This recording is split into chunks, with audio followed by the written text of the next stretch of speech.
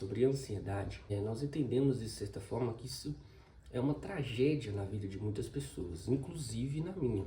Uma pessoa ansiosa, ela é como se fosse um trem prestes a descarrilhar a qualquer momento, ou uma dinamite que pode explodir a qualquer hora, dependendo do manuseio. A pessoa ansiosa, ela um estilo de vida, de certa forma, até mais intencional naquilo que ela faz, né? E adotar algumas práticas para reduzir os impactos que a ansiedade pode trazer para sua vida, né? Seja na vida, seja impactos na vida profissional, seja impactos na vida social, e, enfim, dentre outros.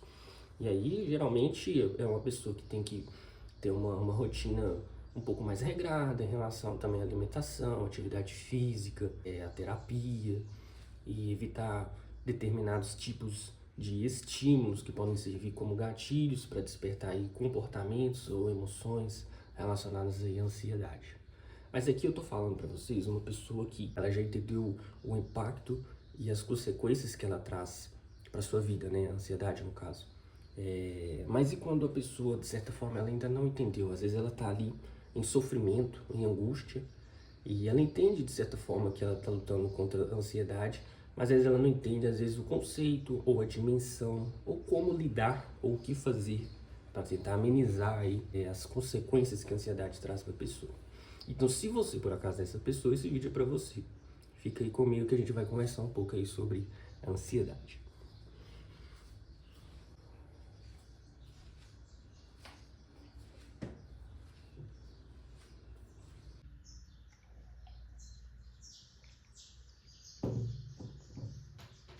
Quando vamos falar sobre ansiedade, é importante entender que ela é algo fundamental para a sobrevivência do indivíduo, do ser humano.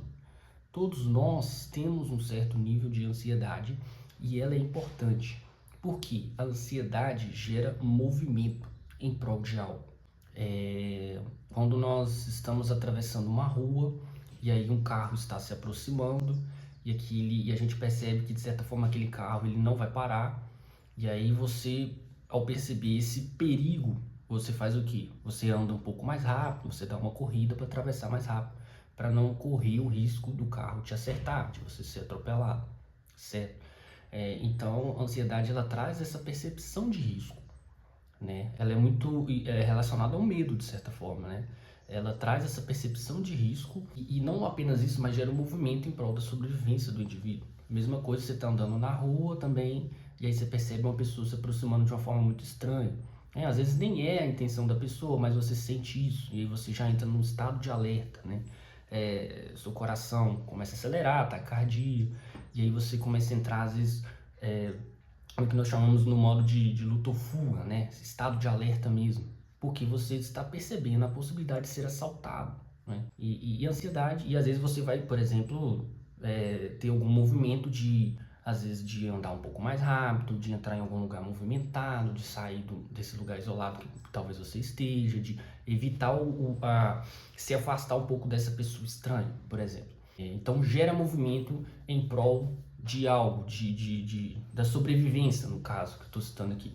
Mas ela também é importante não apenas nesses casos extremos, ela é importante também, por exemplo, você tem que apresentar um trabalho, e a ansiedade que faz você se preparar para ela, de certa forma, né? Aqui eu estou falando de uma ansiedade comum, ok? Por enquanto. A ansiedade que faz você pesquisar, você montar um roteiro, montar os tópicos, você preparar uns slides, você ensaiar, pedir feedbacks, se preparar de certa forma para aquela situação.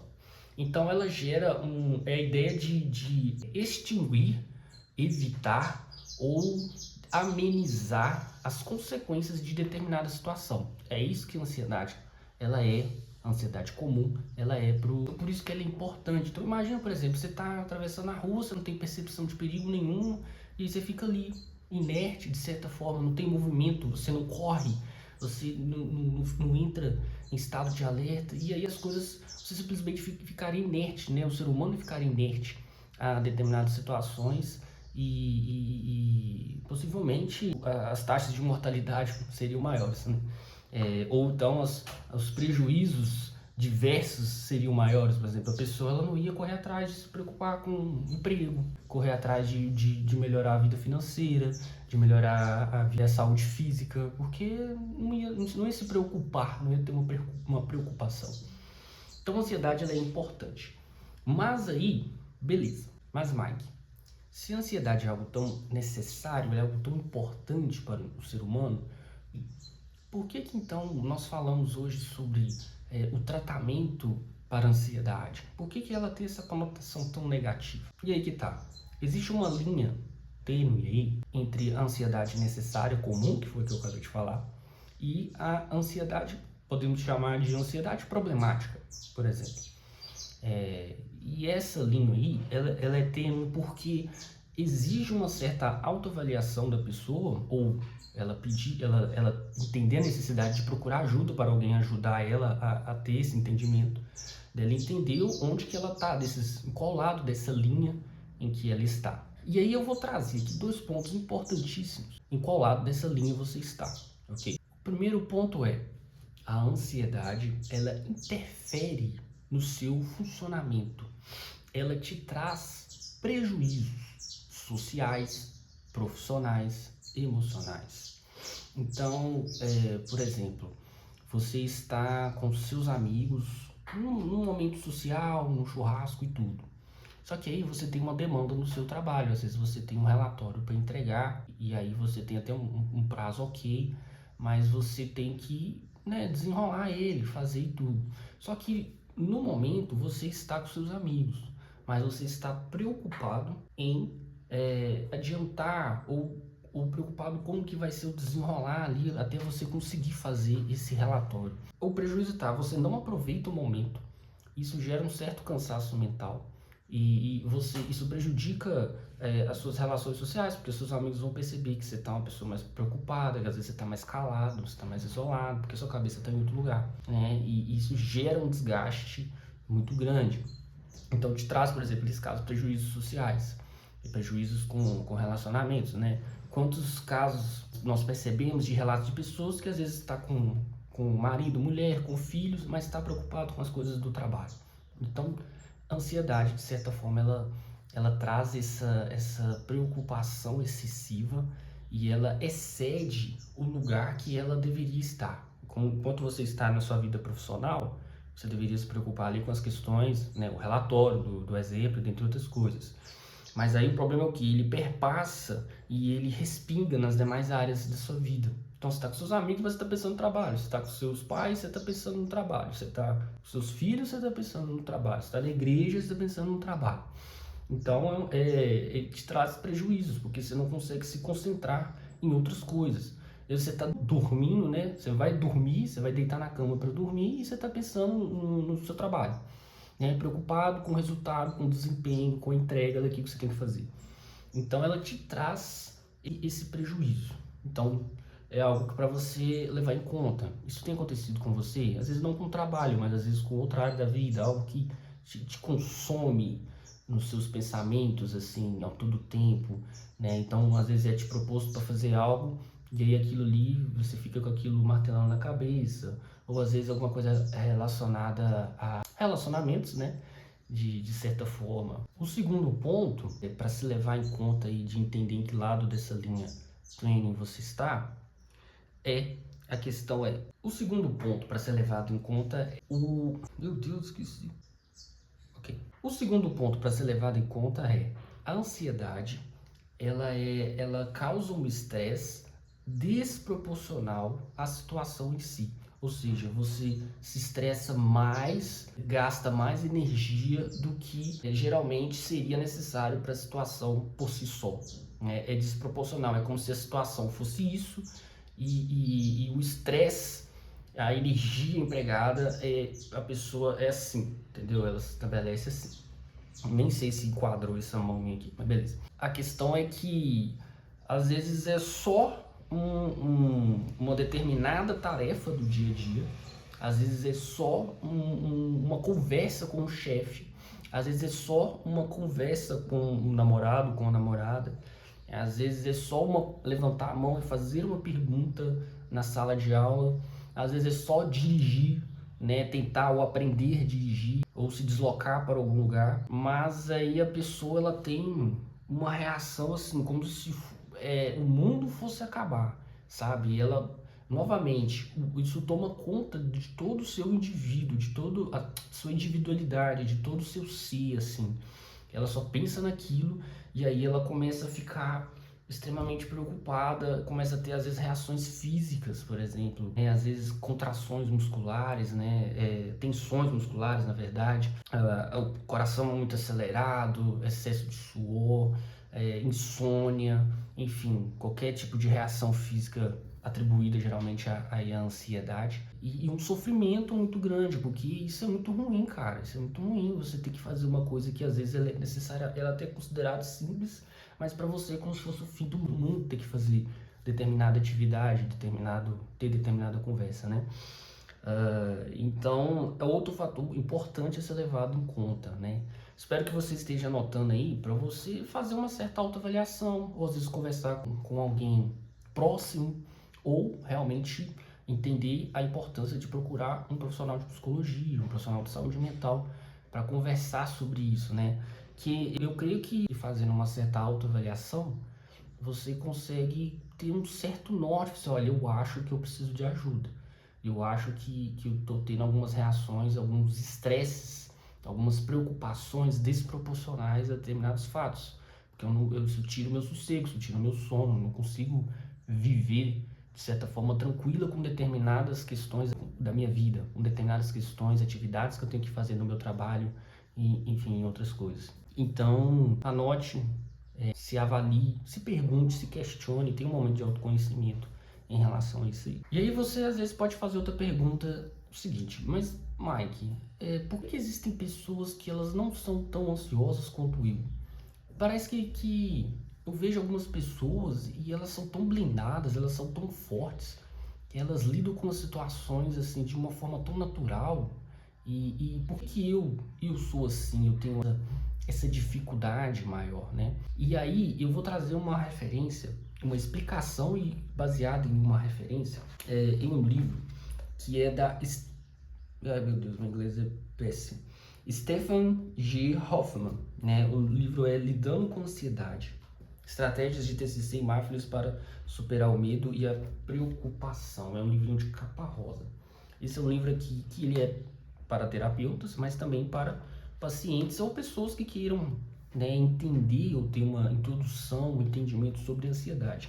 Então ele atinge esses diversos públicos aí. Interessantíssimo, né? E a autora, ela traz justamente essa questão, por que existem pessoas que lidam melhor e outras pessoas não? E aí ela tem uma breve formulazinha que ela apresentou aqui, que é basicamente assim, nós temos a ansiedade problemática, ela é igual a estresse mais vulnerabilidade. Ansiedade problemática é igual a estresse mais vulnerabilidade. E aí é o seguinte, vulnerabilidade são fatores que eles estão presentes, ou eles estiveram presentes no decorrer da vida do mais sensível, que tornam ele mais sensível ou mais suscetível à ansiedade. Uma certa predisposição, na verdade, eu não sei se eu estaria usando o termo errado da palavra, me perdoe. Mas de fato algumas pessoas elas têm uma facilidade maior para lidar com questões, enquanto outras não. Por que essas outras não têm? Porque elas são mais vulneráveis, de certa forma. O porquê? Ela trouxe algumas questões que possam contribuir para isso. Por exemplo, membros da família com ansiedade, eu estou lendo aqui, tá? Membros da família com ansiedade significativa ou outros problemas de saúde mental, no caso a questão genética. Outra questão, pais ou outros cuidadores durante o crescimento, que eram ansiosos e foram modelos de comportamento ansioso. Circunstâncias instáveis na vida durante o crescimento, por exemplo, pobreza, instabilidade, abusos, o perfeccionismo também é outro fator, ter padrões elevados, sensibilidade emocional, dificuldade de tolerar incerteza, altos níveis de escrupulosidade, enfim, medo de falhar, aversão ao risco. Então são fatores que eles são desde os genéticos, a construção que o indivíduo teve com os pais ou cuidadores, né, a forma como a pessoa foi criada ali, e outras questões, outros fatores que vão acontecendo no decorrer, no crescimento da vida da pessoa, desde adolescência até jovem adulto, que alguns traumas mesmo, algumas situações que vão meio que se anexando no indivíduo e vai gerando certos aprendizados, só que são aprendizados às vezes disfuncionais, né? E que geram crenças disfuncionais na pessoa, que faz com que ela tenha esses momentos ou ela desenvolva ansiedade em uma determinada situação. Meu controlador aqui descarregou. Pessoal, só ressaltando, eu vou deixar o link, caso alguém queira ler. É um livro, ele tem um tamanho ok, assim, não é aqueles livros, aqueles manuais de psicologia gigantes. Ele tem, acho que, um pouco menos de 200 páginas. Vale a pena a leitura, porque ele tem atividades, ele tem alguns complementos interessantes para a vida de uma pessoa ansiosa. Então, eu poderia trazer outros conceitos, por exemplo, eu poderia explicar os tipos de ansiedade, os tipos de transtornos de ansiedade, dentre outras coisas, mas aí o vídeo vai ficar imenso e eu vou ficar devendo para vocês uma parte 2.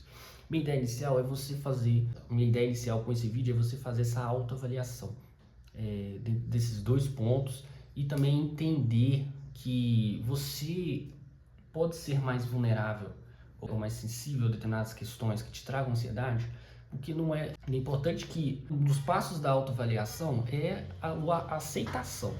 É você entender, olha, eu sou uma pessoa ansiosa, eu tenho uma determinada fragilidade, uma determinada vulnerabilidade em determinada situação da minha vida.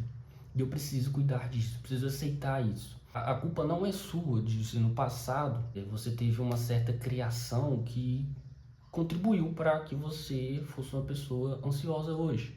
Você não tem culpa de que você também tem uma certa predisposição genética por conta de fatores dos seus parentes, de pais, avós e tudo, que possam também contribuir para isso, como a gente viu aqui no livro. Você também não tem culpa se durante sua vida você foi submetido, você foi exposto a situações de certa forma traumáticas que hoje somam junto a uma crença disfuncional, às vezes de desvalor, às vezes de inutilidade, às vezes contribuiu para desenvolver um certo perfeccionismo que fazem com que você seja ansioso em determinada situação. Então, faça aí uma autoavaliação, tá ok? Esses 2 pontos aí, e procure um profissional de psicologia, procure um profissional da saúde mental, ok? Se inscreva no canal se você está gostando desse tipo de assunto, compartilhe aí para alguém que você acha que também está lidando com essas questões de ansiedade, e aí eu me coloco à disposição de vocês também, caso queiram comentar, conversar sobre alguma coisa, ok? Até semana que vem, forte abraço, valeu!